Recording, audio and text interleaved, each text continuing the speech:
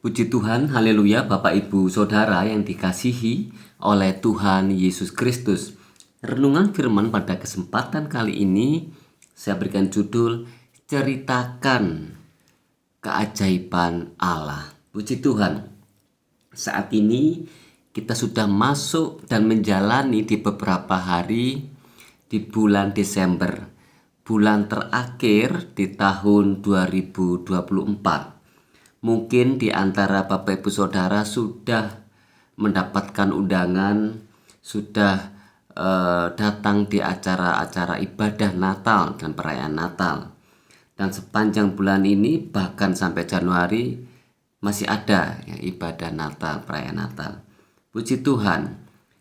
Bapak Ibu Saudara, kita tahu bahwa inti berita Natal adalah Dia Immanuel. Alkitab berkata dalam Yesaya 7 ayat 14, sebab itu Tuhan sendirilah yang akan memberikan kepadamu suatu pertanda. Sesungguhnya seorang perempuan muda mengandung dan akan melahirkan seorang anak laki-laki, dan ia akan menamakan Dia Immanuel. Ayat ini pun juga ada dalam Matius pasal 1 ayat 23. Puji Tuhan, Allah mengutus Yesus, firman-Nya. Yesus tidak diciptakan, ya, tidak seperti nabi-nabi, para rasul, di mana kelahirannya itu melibatkan hubungan suami istri. Ya, semua nabi-nabi besar dalam dunia ini, tetapi Yesus lahir dari seorang perawan. Ya. Ini bukti keajaiban Allah yang besar kepada seluruh alam, kepada seluruh manusia, kepada setiap pribadi kita. Kita membuka dalam Yohanes pasal 1 ayat 14, dikatakan di sana, firman itu telah menjadi manusia dan diam di antara kita, dan kita telah melihat kemuliaannya, yaitu kemuliaan yang diberikan kepadanya sebagai anak tunggal Bapa, penuh kasih karunia dan kebenaran.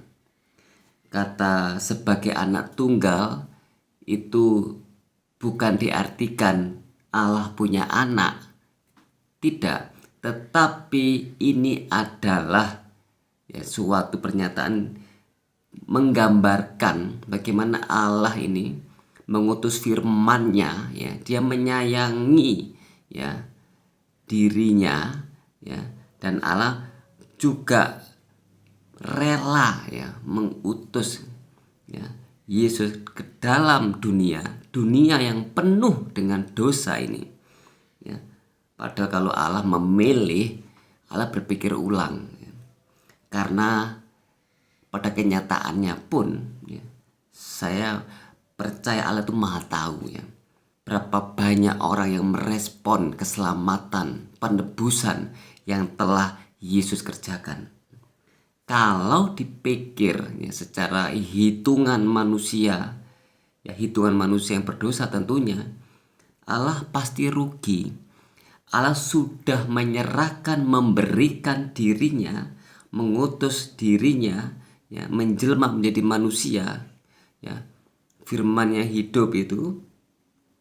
Tetapi kalau mau dipresentasi, dihitung, ditotal dari yang merespon dan yang tidak merespon, banyak mana? Kita tahu banyak yang tidak merespon. Kalau dihitung-hitungan bisnis ini rugi. Tetapi Allah kita kasih-Nya amat besar. Ya, berbahagialah kita Bapak Saudara yang merespon kasih Allah yang besar ini. Berbahagialah kita yang percaya kepada firman Allah yang hidup itu, Yesus Kristus. Puji Tuhan. Jadi Allah mengutus Yesus dari surga turun ke dalam dunia ini yang gelap ini menjadi terang, ya. Karena Allah juga tidak melihat, Allah juga tidak tahan melihat kita ini, manusia ini jatuh bangun dalam dosa, dipermainkan oleh setan, dan mungkin juga melihat kita tertekan ya, di dalam perhambaan dosa. Ya, itu sebabnya Yesus turun. Allah mengutus Yesus. Yesus menyelamatkan kita dan Yesus membela kita. Natal adalah salah satu bukti besar perbuatan ajaib Tuhan yang Allah lakukan bagi setiap manusia, khususnya bagi mereka yang percaya kepadanya. Allah kita sangat amat dahsyat. Puji Tuhan. Filipi 2 ayat 8 dikatakan, dan dalam keadaan sebagai manusia, ia telah merendahkan dirinya dan taat sampai mati, bahkan sampai mati di kayu salib. Terima kasih Tuhan Yesus untuk kasih-Mu yang besar. Banyak orang yang tidak bisa mengerti perbuatan ajaib Allah ini. Banyak orang mempersoalkan, oh Allahnya orang Kristen itu 3. Oh orang Kristen itu menyembah manusia. Tetapi kita percaya bahwa Allah kita hanya satu. Tetapi Allah kita dahsyat dan luar biasa. Perbuatan ajaib apa ya, yang harus kita tahu? Yang pertama, Allah memilih orang yang sebenarnya tidak pantas dan tidak layak. Ya, Allah memilih orang Majus, gembala-gembala. Allah memilih Yusuf dan Maria sebagai alatnya untuk menyatakan kuasanya. Yang kedua, Allah mengerjakan hal-hal yang secara manusia tidak masuk akal. Seperti yang dalam firman Tuhan tadi, bagaimana seorang dara, seorang perawan, perempuan muda, kok bisa dia mengandung tanpa hubungan ya suami istri. Yang ketiga, perbuatan ajaib yang ketiga adalah Allah mempercayakan kita lebih daripada segala harapan dan kemampuan kita. Yusuf tahu kalau dia dipakai Tuhan. Maria tahu persis kalau dia mau dipakai Tuhan. Tetapi tidak terpikirkan oleh Maria dan Yusuf sebegitu besarnya karya Allah itu. Dan Maria sempat berkata bahwa dia adalah wanita yang paling berbahagia di antara semua wanita. Karena dia ya, rahimnya dipakai untuk sebagai alat untuk melahirkan ya, juru selamat manusia. Yang keempat, perbuatan ajaib keempat adalah Allah melakukan perbuatan ajaib dengan memberi kemampuan ilahi yang jauh melebihi kemampuan kita. Maria tidak seharusnya menghadapi kenyataan ini. Maria berkata, bagaimana mungkin sebab aku belum bersuami.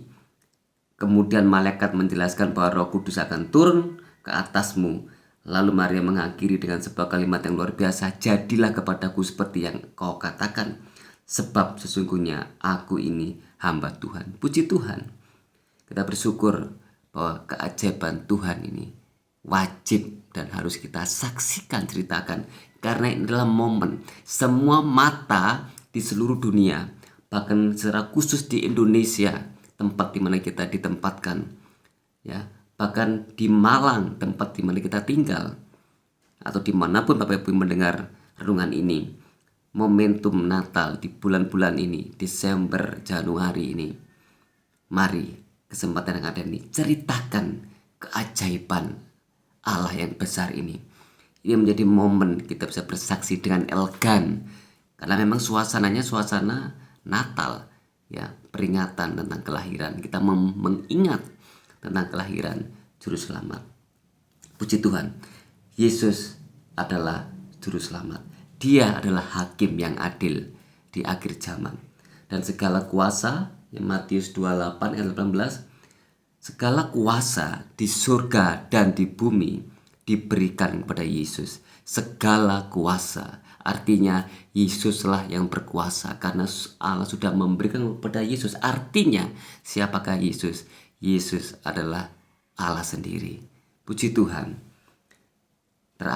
Yang terakhir Bapak Saudara, saya mengucapkan selamat Natal tahun 2024 dan selamat menyongsong tahun baru 2025. Kita berdoa bersama. Bapa, berkati setiap sidang jemaat-Mu, setiap pendengar firman Tuhan, renungan pagi. Engkau melihat mereka yang setia, mereka yang tekun, bahkan mereka yang melakukan firman-Mu. Kiranya berkat tercurah, melimpah, tidak terbatas atas setiap pribadi. bahkan untuk gerejamu yang ada di Lembah Dieng, acara Natal, ibadah akhir tahun, ibadah buka tahun. Tuhan Yesus memberkati. Terima kasih Tuhan Yesus. Dalam nama Tuhan Yesus kami sudah bersyukur dan berdoa. Amin.